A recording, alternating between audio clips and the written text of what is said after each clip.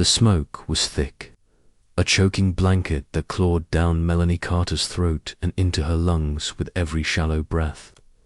Flames crackled louder than her thoughts, closing in with greedy fingers that licked at the peeling wallpaper and curled the edges of family photos. The fire had spread faster than she ever imagined possible. One moment, she'd been dozing on the couch in the quiet calm of suburbia.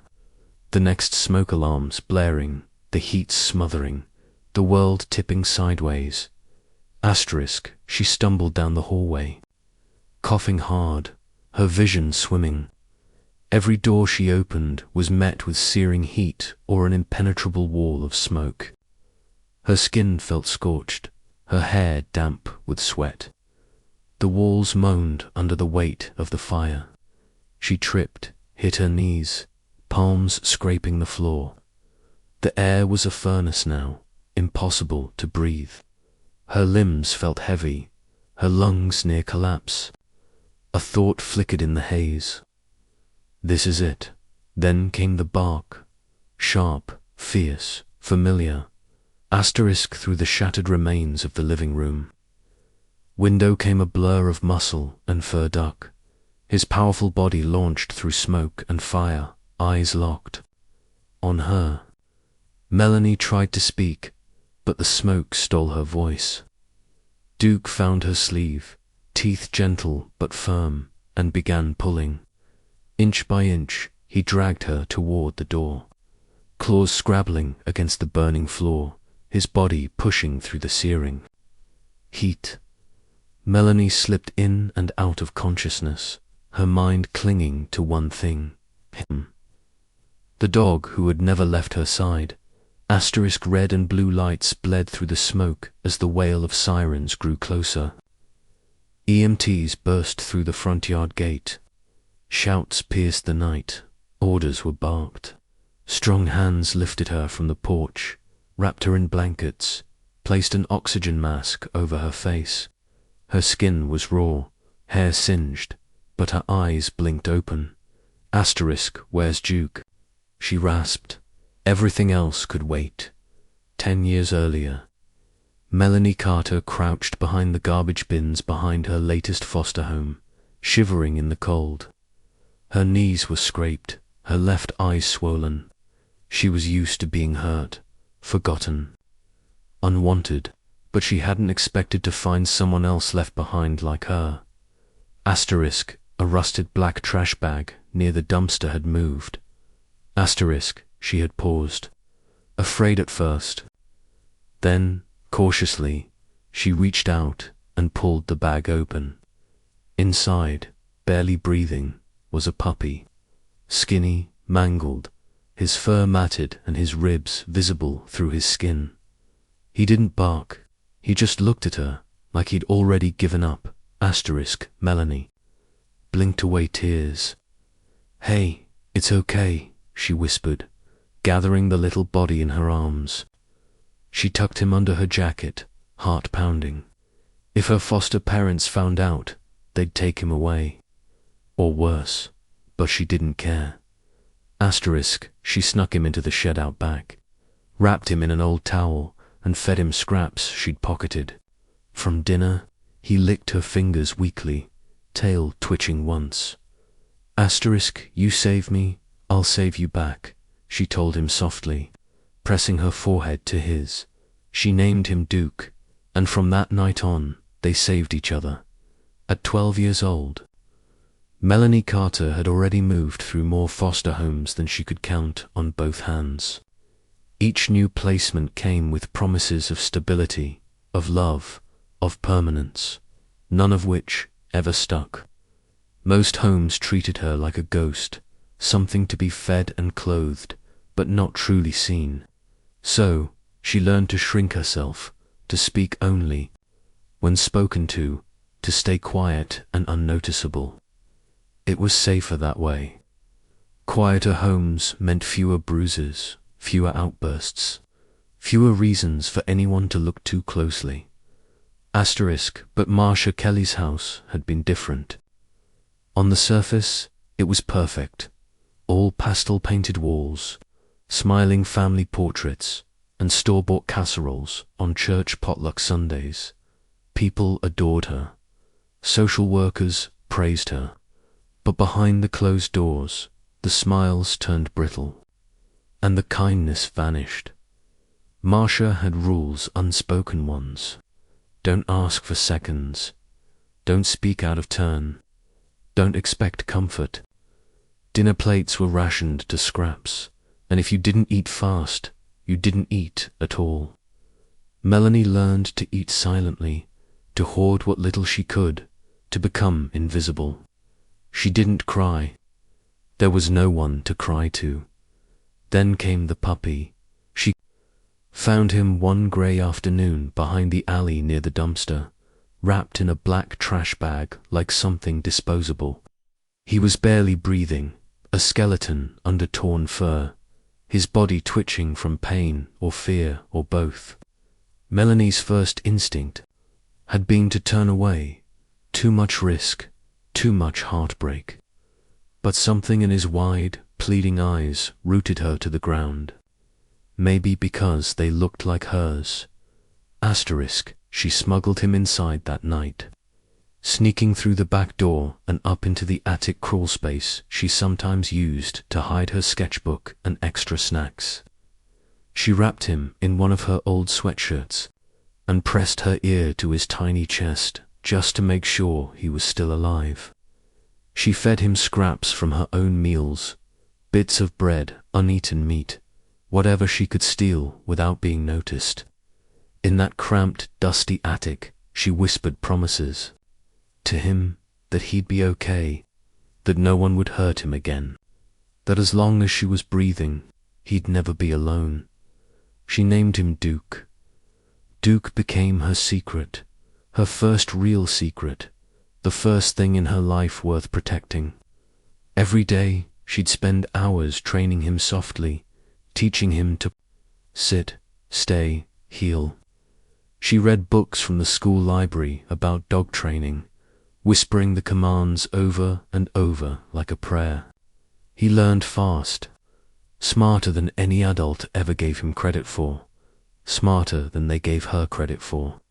He would nuzzle her when she flinched, lay his head on her lap during thunderstorms, and bark just once when he sensed someone coming. He wasn't just her dog. He was her armor. That armor stayed with her. At 22. Melanie Carter lived quietly tucked into the corners of her life, like a folded page no one bothered to read. She was a nursing student now, quiet and diligent, her grades immaculate, her notebooks meticulous. She worked 2 part-time jobs to make ends meet, one at the campus library, shelving books, the other at a diner where she barely spoke above a whisper. Social interaction drained her. Eye contact was a calculated risk, but with Duke by her side, she could manage the noise of the world. He wore his service vest like a badge of honor, alert to every sign of her distress, the tapping of her fingers, the hitch in her breath, the way she curled into herself when the world felt too loud. He was still her shield. Only now he had a certification. Some nights, when the silence became too sharp, she'd visit Mrs. Tilda, her old caseworker, now mostly retired but still quick with sharp eyes and warm tea. Tilda had been the only adult in Melanie's childhood. Whoever listened, really listened. Melanie didn't say much, but Tilda never asked more than she was ready to give. On a drizzly Wednesday afternoon, Tilda stirred her tea slowly and looked at Melanie over the rim of her cup. Your past ain't done with you yet, she said softly, as if the words had been waiting for the right moment. Melanie thought she meant it metaphorically. She didn't expect the envelope waiting in her mailbox 3 days later, thick, official, stamped with the state seal, a court summons. Her name listed clearly beneath the bolded text. Subpoena to testify as witness. Marcia Kelly's name. was on the second page.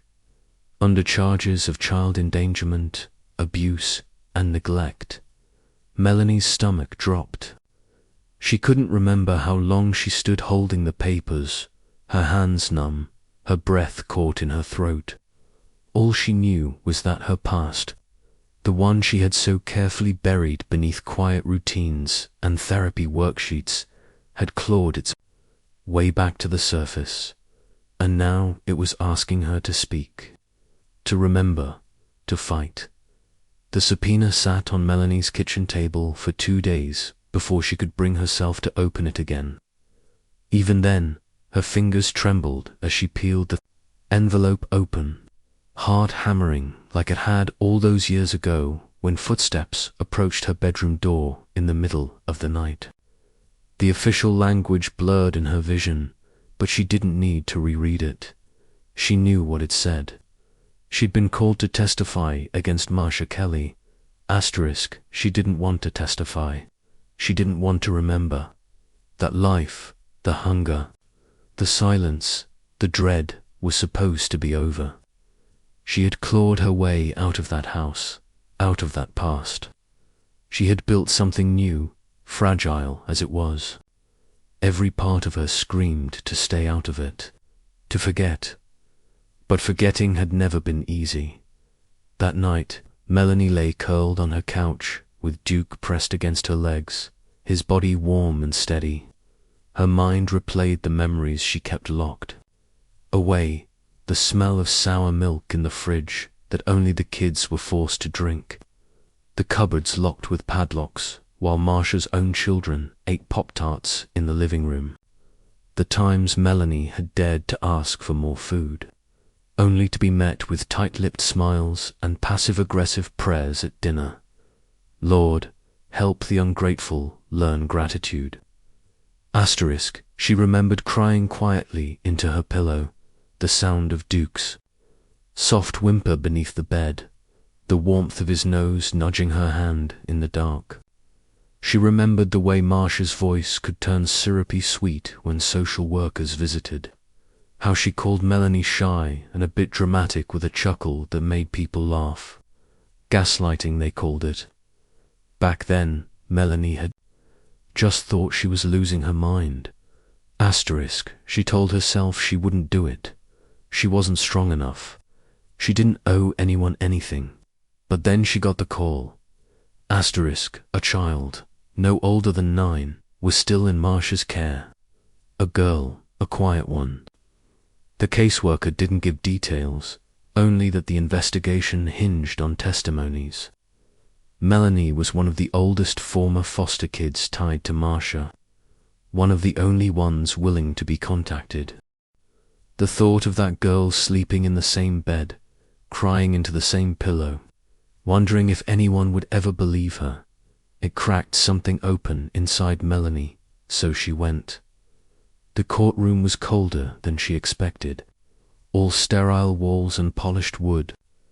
Melanie sat in the waiting area, her hands clenched in her lap, knees bouncing. Duke couldn't come in with her. Service or not, the courtroom had rules, but he waited just outside, tail thumping against the floor, his brown eyes locked. On the door, asterisk when they called her name, Melanie stood too fast and nearly tripped. Her shoes clicked awkwardly across the floor. Then she saw her. Marcia, perfectly dressed in a powder blue blazer, makeup subtle, hair pinned back neatly. She looked like someone's favorite aunt. And she smiled, that same empty smile she wore when the cameras were on, when the social workers stopped by, when someone had a microphone, like nothing had ever happened, like she had nothing to hide.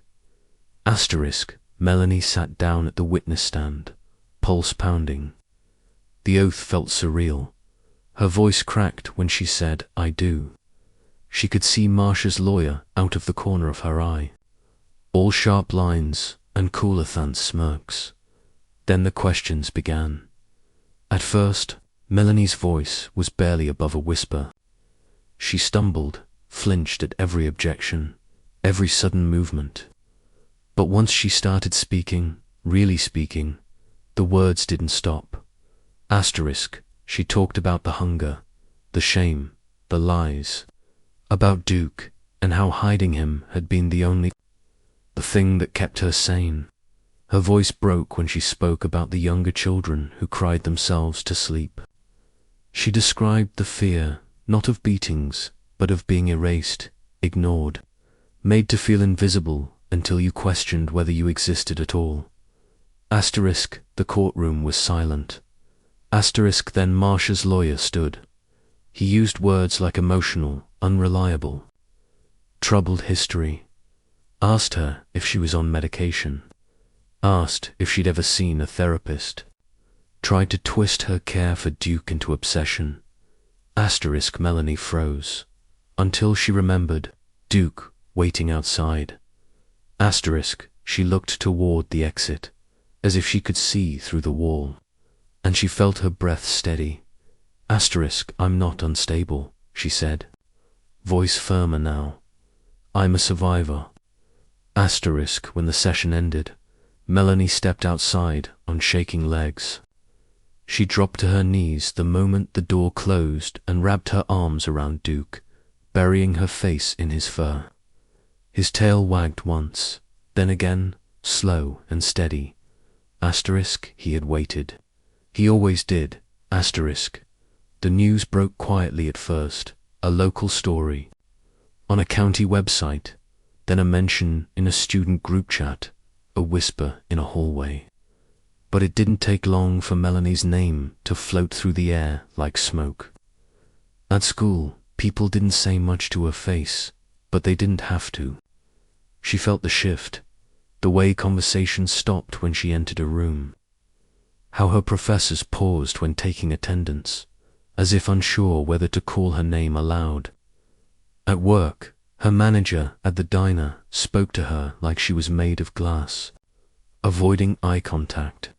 One of the regulars whispered to another server, "Isn't that the girl who took that nice foster mom to court?" The real storm came a week later.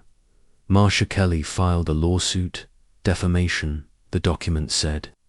Melanie had falsely painted her as an abuser, publicly and maliciously damaged her reputation.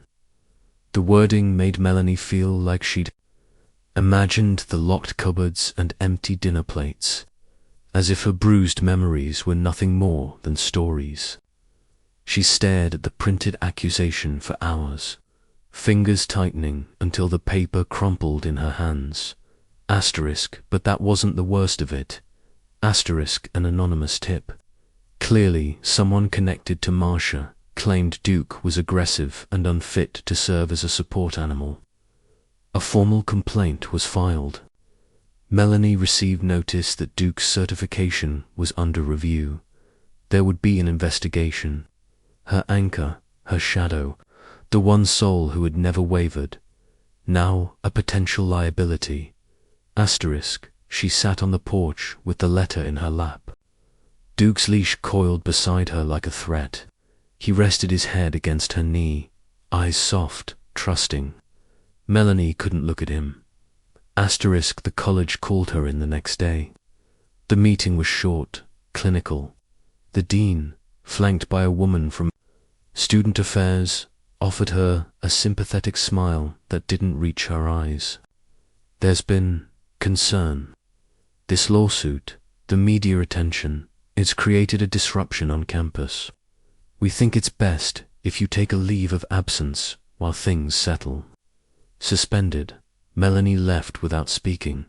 Asterisk, when she got home, her roommate was waiting, arms crossed, lips thin. "I can't live like this," she said. "You brought this drama here. All these people watching, the lawsuit, the dog situation, it's too much." Asterisk, Melanie didn't argue. There was nothing left to say. Asterisk, she spiraled fast. Therapy appointments went unanswered.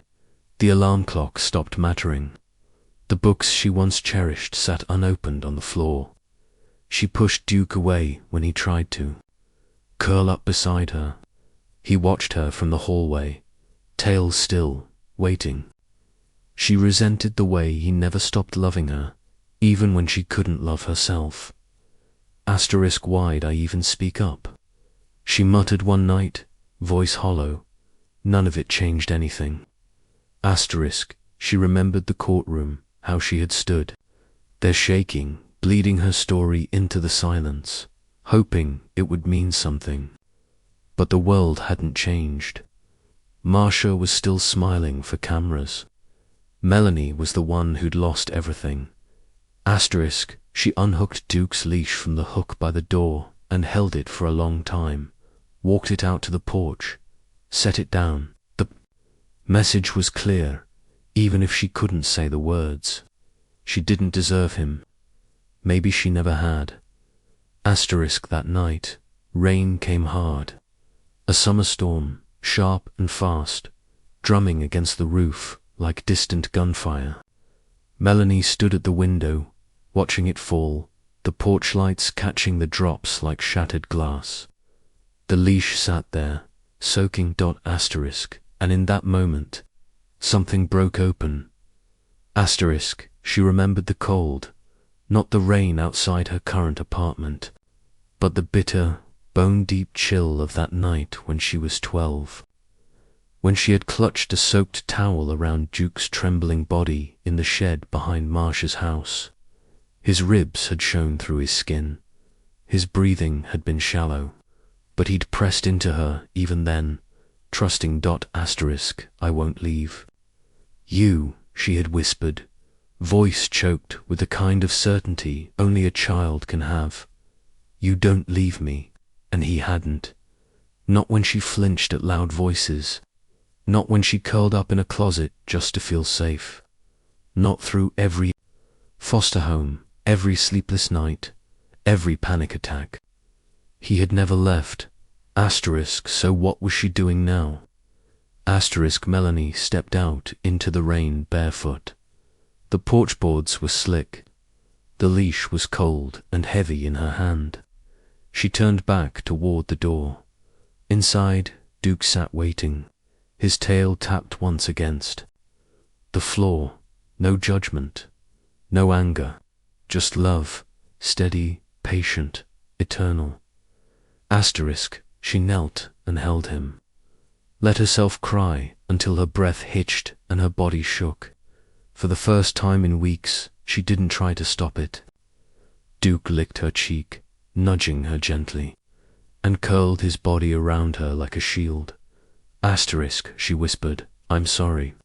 Again and again. But Duke had already forgiven her. The letter came without a return address, folded in half and slipped through the mail slot like any other piece of junk. Melanie almost tossed it, but the stark, uneven handwriting stopped her cold. Drop the case, or you'll regret it. No signature, just that. Her stomach clenched, heart stuttering in her chest. For a few seconds, she convinced herself it was a prank, someone trying to scare her. But the paper smelled faintly of cologne, and the handwriting tugged at something buried in her memory. Marcia's teenage nephew, Trevor. He'd lived in the house during her final year there, sneering at her from across the dinner table, parroting Marcia's words like gospel. He had always watched her too closely. She called the police, filed a report, but there wasn't much they could do. No fingerprints, no cameras, no proof.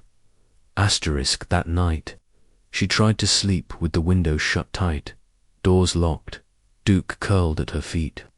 Her nerves hummed with tension, every creak of the floorboards drawing her eyes toward the shadows.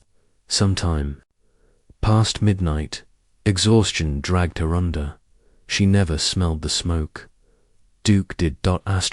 He woke first, jolting up with a sharp growl, nose twitching, ears flat. He leaped onto the bed, pawing at her shoulder, barking louder than she'd ever heard. Melanie stirred, coughing, eyes fluttering open into a haze of grey. The air was thick, acrid. Heat licked at the walls.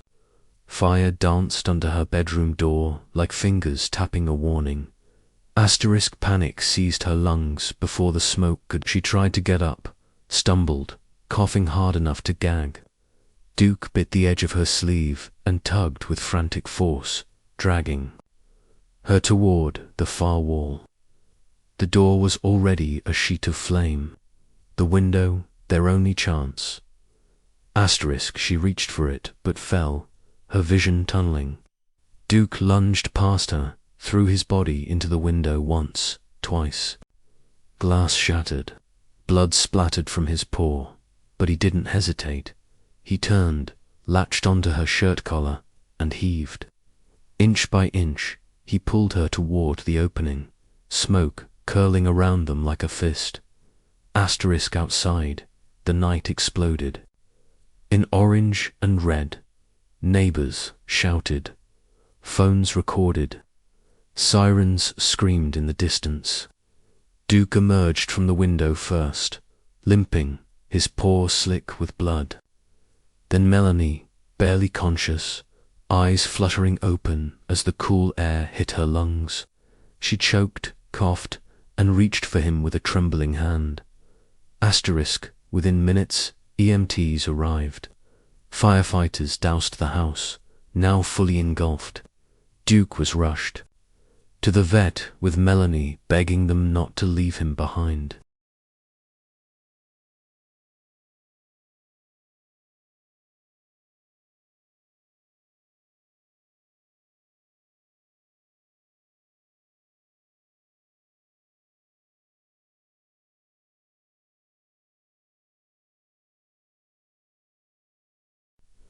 In the hospital, her voice still raw from smoke inhalation, detectives delivered the news. The fire had been arson, accelerants in the kitchen, forced entry in the back. The suspect, Trevor Lang, Marsha Kelly's nephew, had been caught. On a neighbor's door camera, fleeing the scene. He'd confessed within hours, said she should have kept her mouth shut. It was an attempted act of witness intimidation. Asterisk Melanie stared at the ceiling in silence for a long time. Then she cried. Not from fear, but from something deeper, the bone-deep exhaustion of being disbelieved for so long, of fighting a battle no one had ever seen until now. But this time, people did see. The videos went viral, the story of the support dog who had dragged his owner out of a burning home, bleeding and relentless, refusing to give up. Headlines flipped. Hero dog saves foster abuse survivor. Interviews poured in. Sympathy, donations, letters from strangers who had believed her story all along. Her GoFundMe swelled overnight.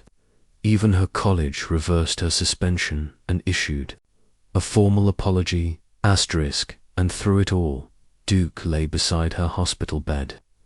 Bandaged paw resting gently on her arm, eyes half closed but always watching.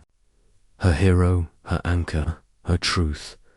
Asterisk Melanie returned to the courthouse with bandages on her arms and gauze still wrapped around her shoulder, but her steps were steady.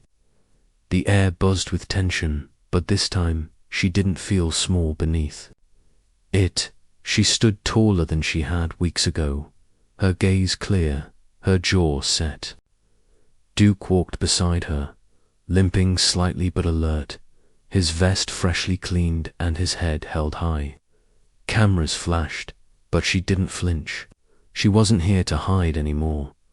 Asterisk inside the courtroom, Marsha sat in the same seat, her powder blue blazer traded for something darker, more muted. Gone was the warm smile. In its place sat a brittle tightness around her mouth, the fear behind her eyes poorly concealed. The courtroom was packed. Reporters lined the back wall. Melanie barely noticed them. Asterisk, the judge's tone was firm, almost tired. He dismissed Marsha's defamation suit outright, citing the arrest of her nephew, the confirmed arson, and a disturbing pattern of intimidation and abuse. He recommended criminal charges be pursued, not only for obstruction of justice, But for the long-ignored accusations of neglect and endangerment, Melanie didn't smile. She simply exhaled, long and slow, like she was finally breathing for the first time in years. News broke within hours that the last foster child still in Marcia's care had been safely removed. Melanie didn't know the girl's name, but she carried her in her heart like a promise. That child would never sleep in fear again.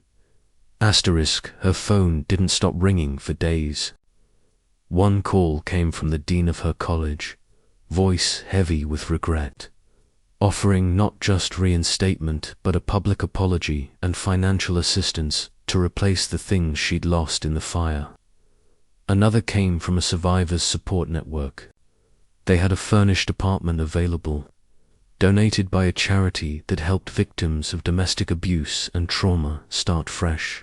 Quiet, safe, dog-friendly. Melanie accepted both. In the middle of all this, an envelope arrived, this one different. Inside was a simple business card and a handwritten note.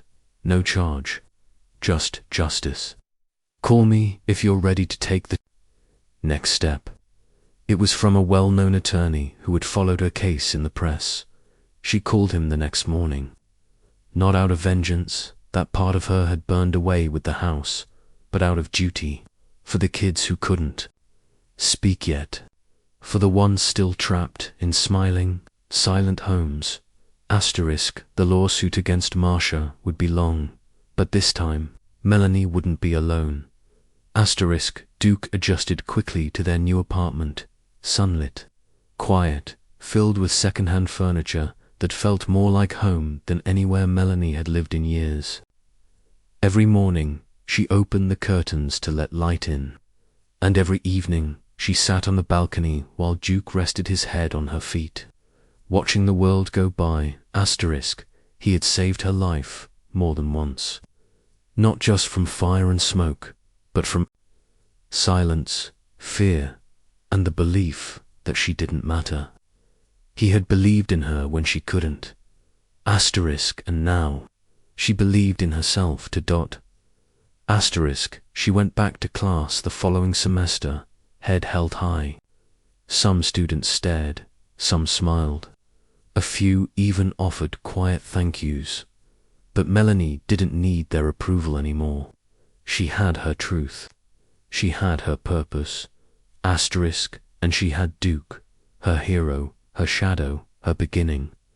The night was quiet, the kind of stillness that felt earned. A soft breeze rustled the leaves, and Melanie sat on the porch of her new apartment, wrapped in a blanket, a cup of chamomile tea warming her hands. The porch was clean, the woods smooth beneath her feet, the silence comforting rather than suffocating. Duke lay beside her, fully healed now, his fur thick and clean, his eyes half-lidded with contentment. She reached down and scratched behind his ears, feeling the gentle weight of his presence like a heartbeat. In her lap, a notebook sat open, a letter half-finished in neat, careful handwriting. "Dear me," it began, "you were never crazy. You were brave, you were right. They tried to make you feel small, invisible, but you held on. You saved someone, even when no one saw it. I'm proud of you. I'm proud to be you." Her hand trembled slightly as she wrote the final lines. But the tears that came were quiet, soft, the kind that didn't hurt anymore. Duke nudged her, hand with his nose, grounding her as always. She looked at him, smiled through the tears, and whispered, "You saved me again." He leaned against her, warm and solid, and for the first time in a long time, Melanie truly believed she was safe.